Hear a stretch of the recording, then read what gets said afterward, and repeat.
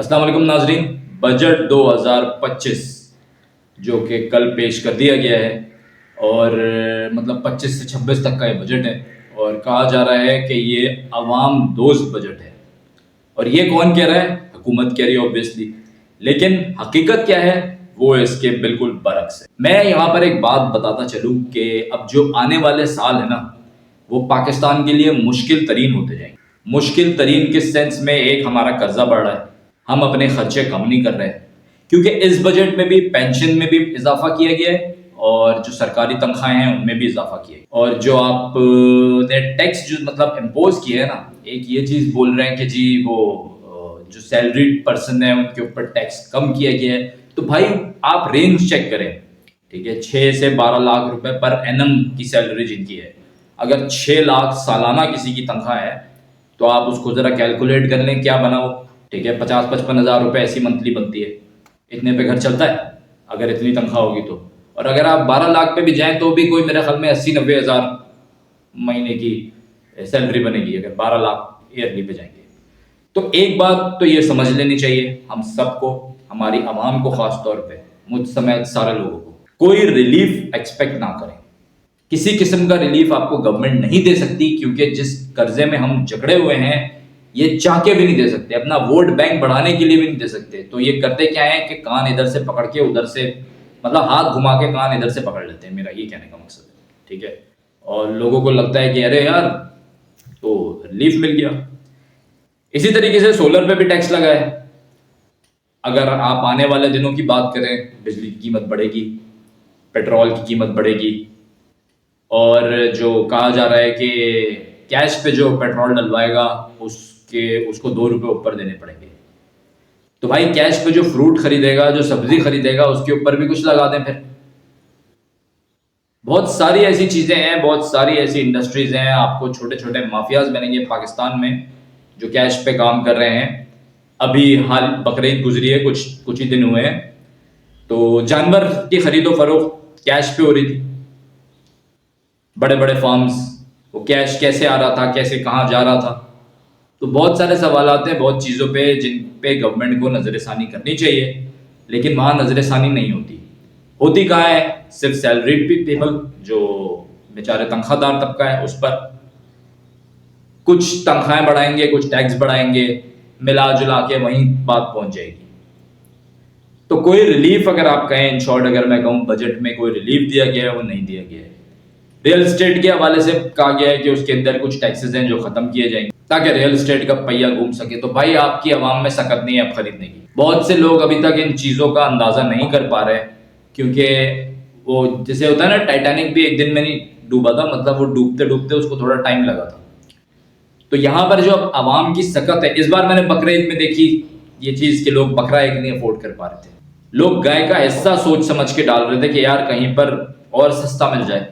पहले इस तरीके की सिचुएशन नहीं देखी, इस दफा काफी डिफरेंट सिचुएशन थी। और इसी वजह से बोला गया है कि कराची में व्यापारियों को कुछ लॉस का सामना भी हुआ, कुछ जानवर अच्छा खासा वापस भी किया है, क्योंकि आवाम में अब सकत नहीं रही है खरीदने की। आप अगर ग्रोथ देखें किसी भी सेक्टर की तो वो आपको कम होती हुई ही नजर आएगी, आप अगर उसको पिछले सालों से कंपेयर करेंगे तो मैं समझता हूँ पाकिस्तान के लिए हालात मुश्किल हैं और आने वाले दिनों में भी मुश्किल ही रहेंगे, क्योंकि मजीद कर्जे लेने होंगे अभी मुल्क को चलाने के लिए।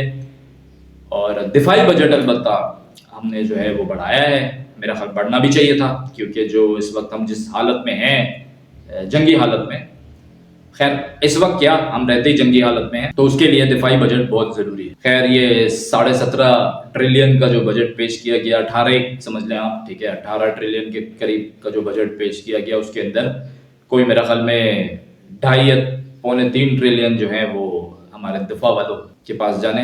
तो ज़रूरत है उसकी, ज़ाहिर है अभी कुछ कह नहीं सकते आगे क्या हो जाए, लेकिन जो बाकी सेक्टर्स हैं उनके अंदर फिल वक्त कोई तरक्की होती हुई नज़र नहीं आती। तो वही बात है, पाकिस्तान में रहना है तो अपनी मदद आपके तहत ही रहना पड़ेगा।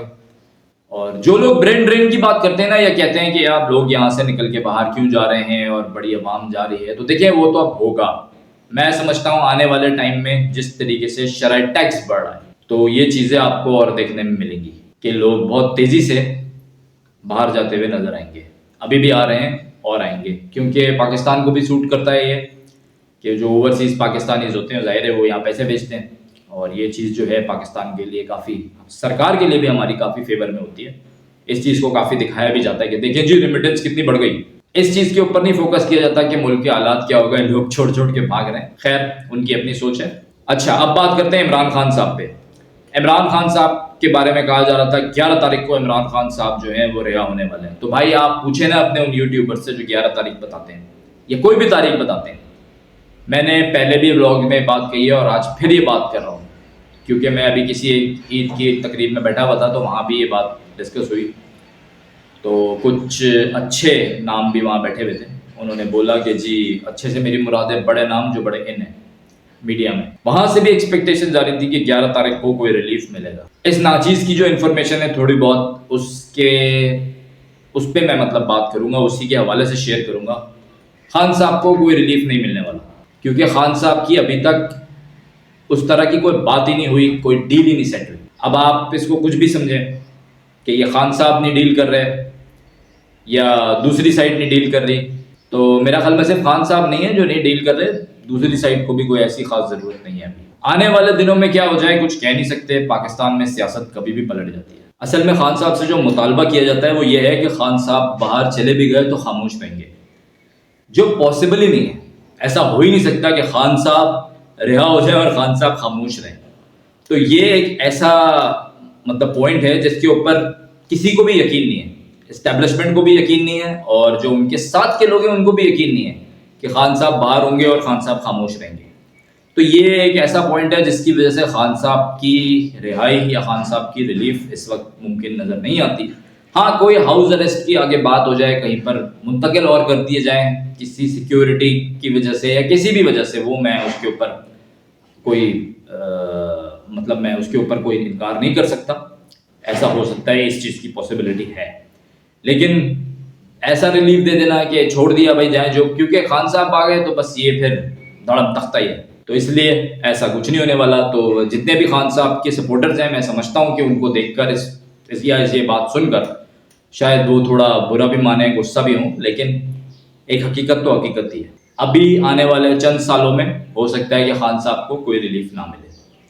तो देखते हैं आगे क्या होता है। खैर पाकिस्तान की सियासत किसी भी वक्त पलट सकती है, जैसे मैंने अभी पहले कहा, कुछ कह नहीं सकते। लेकिन अभी तक की जो सिचुएशन चल रही है, वो जो इस्टेब्लिशमेंट और सरकार का गठजोड़ चल रहा है, उससे कहीं ये नज़र नहीं आता। अब बात करते हैं ज़रा बिलावल साहब ने जो बड़ी ज़बरदस्त किस्म की सिफारतकारी की है इंडिया के ख़िलाफ़, और वो सिफारतकारी यकीन है कि रंग भी लाएगी। मुख्तलिफ ममालिक के अंदर वो गए, बड़ी अच्छी तरीके से उन्होंने पाकिस्तान का केस रखा। पहली दफ़ा हमने देखा कि पाकिस्तान की बड़ी अच्छी सिफारतकारी हुई। और वो जो भारत से एक नाम लेते थे ना जयशंकर, कि वो कोई बड़ी तोप चीज़ है, तो भाई कोई तोप चीज़ नहीं है, ठीक है। ये तो आपकी समझने की बात है या हमारे समझने की बात है कि हम बोलें जी वो उनका इतना एक्सपीरियंस है या ऐसा है या वैसा है। बाज़ दफ़ा ना एक्सपीरियंस आपका कितना ही हो, आप अगर उस वक्त की डायनामिक्स ना समझ रहे हो या आप झूठ का सहारा ले रहे हो, तो आप कभी भी सक्सेसफुल नहीं हो सकते। यहां पर पाकिस्तान को एज क्यों मिला? बयानिया एक रखा, पानी के मुद्दे को आगे लाए। 25 करोड़ अवाम का पानी बंद करने की बात कर रहा है वो दहशतगर्द वजीर आजम। पाकिस्तान को कहते हैं कि आपने दहशतगर्द रखे हुए हैं, आपने दहशतगर्द को वजीर आजम बनाया हुआ है। आपका प्राइम मिनिस्टर ही दहशतगर्द है, जिसको एक टाइम पे यूएस अंदर घुसने नहीं देता था, वीजा बैन किया गया है। आरएसएस को उठा के देखें आप, समझौता एक्सप्रेस की जिम्मेदारी किसने ली थी? आरएसएस ने। नरेंद्र मोदी साहब आरएसएस से हैं। नरेंद्र मोदी एक सर्टिफाइड दहशतगर्द हैं, जिन्होंने गुजरात वाला चाहे वो अटैक हो, ठीक है, जो कत्लो गारत कराएगा वो, उसके अलावा और भी काफ़ी चीज़ें हैं जो इनके ऊपर आती हैं। तो एक सर्टिफाइड दहशतगर्द को वजीर आजम बनाकर एक मुल्क दूसरों पे उंगली उठाता फिर रहा है और लोगों को कह रहा है कि जी आपका पानी बंद कर देंगे, और फिर उसके बाद अपनी वो तकरीर में खुली धमकी देते हैं कि जी गोली है मेरी, और अजीब तरीके की बातें। मैं समझता हूँ शायद बेचारे वो बॉलीवुड से ना बहुत ज़्यादा इंस्पायर। खैर मेरा ख्याल में उनको एजाजी तौर पर ही स्टेप डाउन कर लेना चाहिए और अब आगे दूसरों को जगह दें। ये क्या कि नाक बन के बैठ गए वजीर आजम बन के, लोगों को चांस दें, आने दें आगे। यही सियासत में होना चाहिए। चाहिए बर्र सगीर की सियासत जो है, चाहे पाकिस्तान हो या इंडिया हो, नई क़यादतों की बहुत ज़रूरत है। खैर अब जरा बात कर लेते हैं ट्रम्प साहब की। ट्रम्प और एलोन मस्क का झगड़ा जो चल रहा था वो काफी मतलब चर्चा में था, लेकिन ट्रम्प ने कहा है कि मुझे लगता है ऐसा कि एलोन मस्क मुझसे बात करना चाहते हैं। तो भाई देखते हैं आगे क्या होता है। ये जिस तरह से झगड़ा हुआ है ये दोनों की सुलह भी हो जाएगी, लेकिन बस सुलह या नाम ही सुलह होगी। अब ये दोनों अपने पहले भी अपने अपने फायदे देख रहे थे, लेकिन पहले जरा बगलगिरों के फायदे देख रहे थे, अब शायद जरा खामोशी में अपने अपने फायदे देखेंगे। लेकिन ये झगड़ा मैं समझता हूँ ज्यादा बढ़ेगा नहीं, क्योंकि एलॉन मस्क ने भी अपनी नई सियासी पार्टी बनाने का ऐलान किया था, और उसमें सर्वे भी उन्होंने अभी से सिर्फ सर्वे लिया है, ठीक है। 81% अवाम ने बोला कि बनाए, क्योंकि अभी तक वहां भी वही डेमोक्रेट्स और ये दोनों चलते हैं, रिपब्लिकन। तो अब क्या नई पार्टी बनेगी या एलॉन मस्क को हाथ से जाने देंगे ट्रम्प साहब? तो मैं नहीं समझता वो हाथ से जाने देंगे। और ये नई पार्टी वाला जो इशारा है ये सिर्फ एक मतलब डोज था दिखाने के लिए। और दूसरी तरफ ट्रम्प साहब ने ये भी कह दिया कि स्टारलिंक जो है एक बड़ी अच्छी कंपनी है, इससे फायदा होगा। तो आगे देखते हैं क्या होता है। मतलब इस पूरे झगड़े में भी क्या पेशरफ्त होती है। वहीं पर एक और अहम चीज, ट्रम्प साहब ने कहा है कि मैं डिस्प्यूट कश्मीर का हल कराऊंगा। इस चीज के ऊपर जो इंडिया को आग लगी हुई है, ओए ओए ओए, कि ये मुद्दा हाईलाइट हो गया इंटरनेशनली, यहां पे ये फंस गए। अब जब ये यूएस की बात आ रही है ना, यहां पर तो चाहे जयशंकर की सिफारतकारी हो या मोदी खुद हो, सब बकरी हैं। तो यहां पर ये फंस गए हैं, और अब इनको समझ नहीं आ रहा कि यार ये हो क्या गया है। ये मतलब हम कर कुछ रहे थे और पूरी बाजी फट गई। एक तो पाकिस्तान ने जंग में जवाब टिका के दे दिया, जहाज वहाज गिर गए इनके, वहां पे फंस गए। और अब यहाँ ये सिफारतकारी मुहिम में भी फंस रहे हैं, और आप देखिएगा इस बार सिफारतकारी के अंदर इनको मुंह की खानी पड़ेगी। तो अगर ट्रम्प साहब इस मुद्दे पे सीरियस हो गए और उन्होंने करा दिया हल, क्योंकि ट्रम्प साहब की सीरियसनेस क्या है वो मेरा ख्याल में मुझे बताने की जरूरत नहीं है। उनका वही हिसाब है, आज कुछ बोलते हैं कल कुछ और बोलते हैं। तो देखते हैं आगे क्या करते हैं, वो एक्शन क्या करते हैं, और action speaks louder than words. तो देखते हैं इसके ऊपर क्या उनका एक्शन आता है। बाकी एक और बात एंड में ऐड करूंगा कि जो नॉन फाइलर्स है ना, उनके लिए बड़ी मसाइल कर दिए हैं बजट में, ठीक है।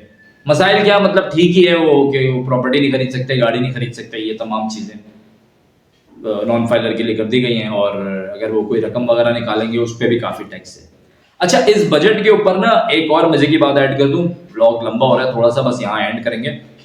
जो हमारे फाइनेंस के जो लोग हैं, मिफ्ता इस्माइल साहब हो, कैसर बंगाली साहब हो, तो उन लोगों ने भी ना कोई बहुत अच्छी राय नहीं दी है बजट के बारे में, ठीक है। तो ये मेरा पॉइंट था कि जो फाइनेंस के लोग हैं वो भी ऐसे देख रहे हैं इस बजट को। और ये तो मैं कहता हूँ फाइनेंस वाला हो या नॉन फाइनेंस वाला हो, कोई भी हो भाई, सबको पता है, ये बात सबकी समझ आ रही है, आने वाला वक्त पाकिस्तान के लिए बहुत मुश्किल है। तो फिलहाल दुआ गो हैं, आगे भी हम दुआ गो ही रहेंगे। एक आप लोगों की यहाँ मुझे राय चाहिए। मैं कुछ व्लॉग्स जो है वो हेल्थ केयर से मुतालिक भी करना चाहता हूँ, और कुछ लोगों को मतलब इन्वाइट करना चाहता हूँ। तो आप में से कितने लोग हैं इस तरीके के व्लॉग्स देखने में इंटरेस्टेड, यहाँ पर कमेंट जरूर करके बताइएगा। अल्लाह पाकिस्तान का हमें